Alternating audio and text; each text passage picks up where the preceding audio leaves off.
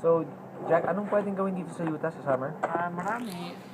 May Seven Peaks Water Park. Pwede kang sumakay sa mga slide. Ganun. Na mga matataas na mga slide. Pwedeng lumangoy. Pwedeng pumunta sa bundok. Mag-hiking, ganon. So, parang iba yung klase mo. Parang ganyang bundok. Yung bundok. Ayan o. Oo nga. Pero may snow ngayon, so... May snow. Malamig doon. Pwedeng skiing, snowboarding, ganon. Pero pag sa summer...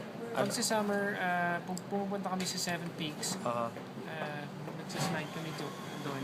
Masaya. May annual pass ako. Annual pass? May annual pass. I see. Oo, meron. Tapos yung pinupuntahan mong Lake Powell, Hindi pa ako nakapunta doon.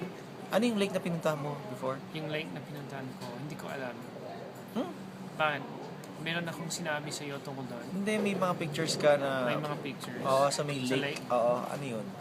Hindi ko alam. Sa Facebook. Oo. Hindi ko alam kung anong lake ang binabanggit mo.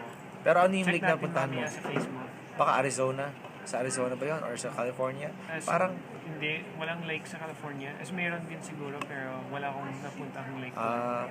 Pero yung may lake ka ba napuntahan dito sa Utah? Baka sa mga bundok. Doon malapit Ayun sa... yung sinasabi ko. Yun yung sinasabi ko. I think Meron, that... maraming lake doon. Anong tawag sa lake na yun? Nakalimutan ko na. Maganda doon. Walang entrance. Parang free. Oo, free talaga. Oh, nice. Sana makapunta ako ng Utah sa summer para Sana mapunta nga, ako dapat doon. lang eh. Kadalasan kasi pupunta ka ng February. Dapat sa summer, mas maraming nagagawa. And then kasi nag-snowboarding ako. Hindi pwede mag-snowboarding siyempre sa summer, pero Obviously. pwede ka pa rin pumunta ng bundok, pwedeng mag-hiking, pwedeng magtambay, tumambay, pwedeng magpahinga, pwedeng matulog, pwedeng umupo, mga ganon. Yan kasi mga ginagawa namin sa summer. Ano yun?